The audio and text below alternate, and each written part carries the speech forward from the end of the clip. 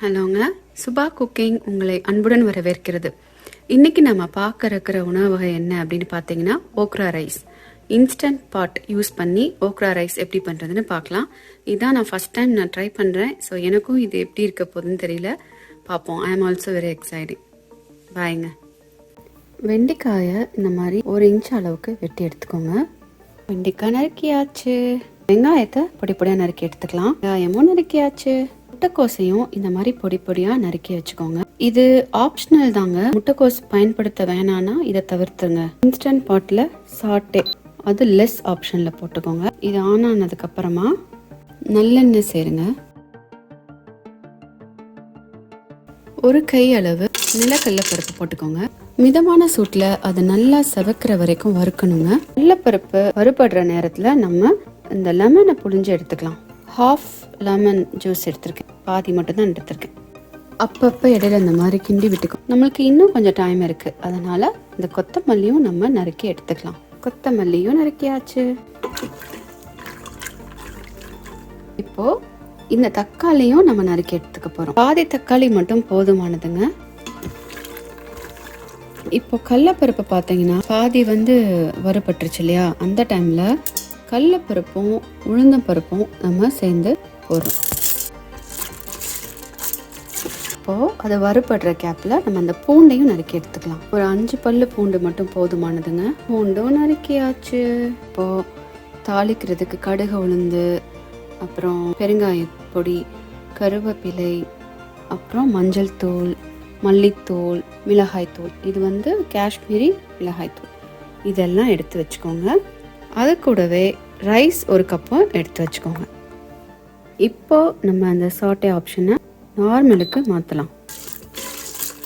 இந்த மாதிரி நம்ம பண்ணும்போது பதஷ்டமே பட வேண்டாம், இல்லைனா அது ரொம்ப ஹீட் ஆகி கருகிடும். இப்போ பார்த்தீங்கன்னா கடலைப்பருப்புலாம் நல்லா செவந்துருச்சு. திரும்ப அதை லெஸ் பண்ணிடலாம். கடுகு, உளுந்து, கறிவேப்பிலை, சீரகம். கடுகும் சீரகமும் நல்லா வறுந்து வெடிச்சதுக்கு அப்புறமா வெண்டைக்காயை போட்டு வதக்கலாம். நறுக்கின வெண்டைக்காய் சேர்க்குறேன். ஒரு 3 நிமிஷம் வதக்கினா போதும். அது வதங்கும் போதே கூட உப்பும் சேர்த்துக்கோங்க. திரும்ப நம்ம சாட்டே ஆப்ஷனை நார்மலுக்கு போட்டுக்கலாம். இந்த மாதிரி நம்ம பண்ணும்போது சீக்கிரமாக வேலை முடியும், அதனால தான். இப்போது 3 நிமிஷம் ஆயிடுச்சு. இந்த டைமில் நம்ம லெமன் ஜூஸை சேர்க்கலாம். கொஞ்சமாக மட்டும் சேர்க்கலாம்.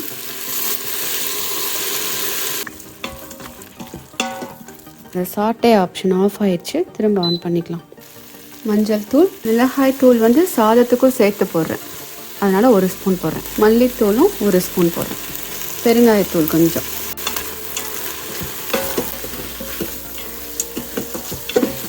இந்த டைமில் நம்ம இன்னும் கொஞ்சம் எண்ணெய் விட்டோம்னா விழுவிழுப்பு ஒட்டுதில்ல, அது தனியாக பிரிஞ்சு வரும். இப்படியே எண்ணெயில் பரட்டி தயிர் சாதத்துக்கோ இல்லை சாம்பார் சாதத்துக்கோ வச்சா அது தொட்டுக்க வச்ச மாதிரி இருக்கும்.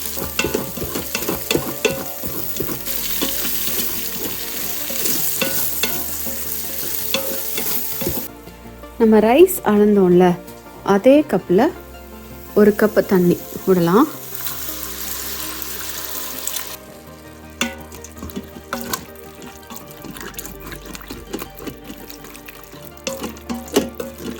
இந்த அடி பிடிச்சதெல்லாம் அப்படியே பண்ணினா எடுத்துரும்.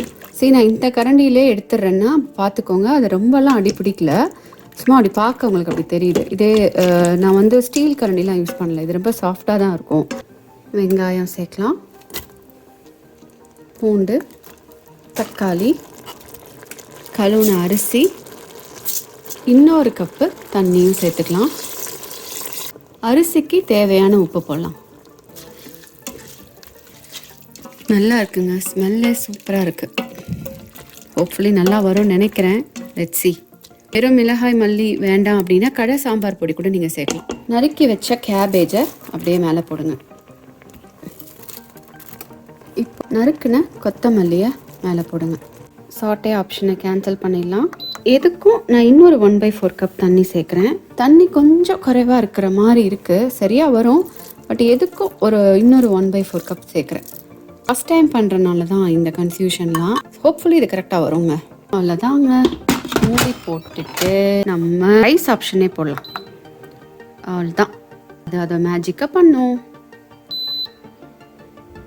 அந்த கேப்பில் நம்ம எல்லாத்தையும் க்ளீன் பண்ணி வச்சிடலாம். நான் இப்போ என்னெல்லாம் போட்டு சமைச்சனோ அதெல்லாம் அப்படியே கொஞ்சமாக எடுத்து வச்சுருக்கேங்க.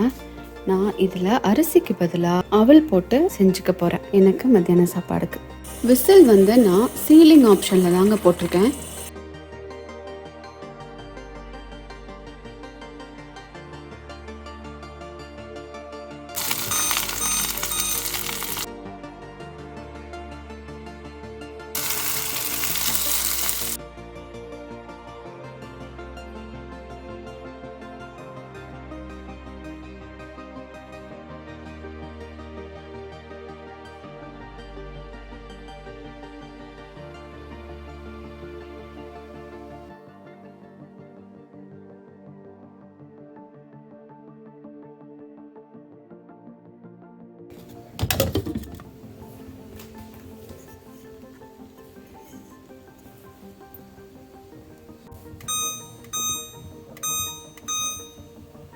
ஃபைவ் மினிட்ஸ் ஆயிடுச்சு. இப்போ நான் கொஞ்சம் ஹையில் போடுறேன், 8ல் போடுறேன். மூடியும் திறந்து விட்டுலாம்.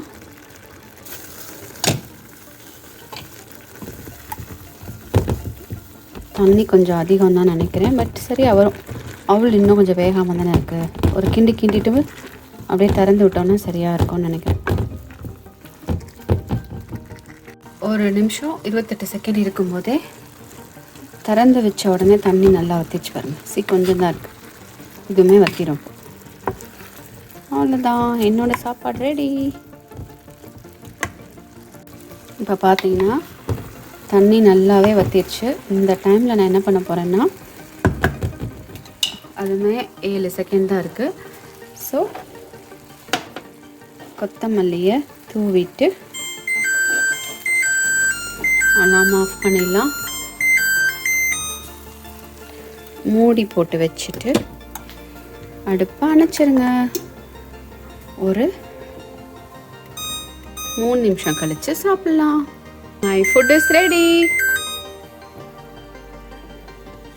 Ta-da! Look at that.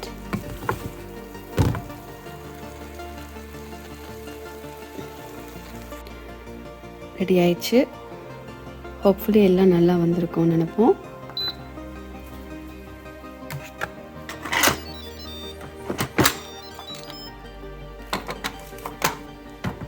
Wow, look at that, look at that. Wow, amazing okra rice is ready and it's very healthy too. Perfect.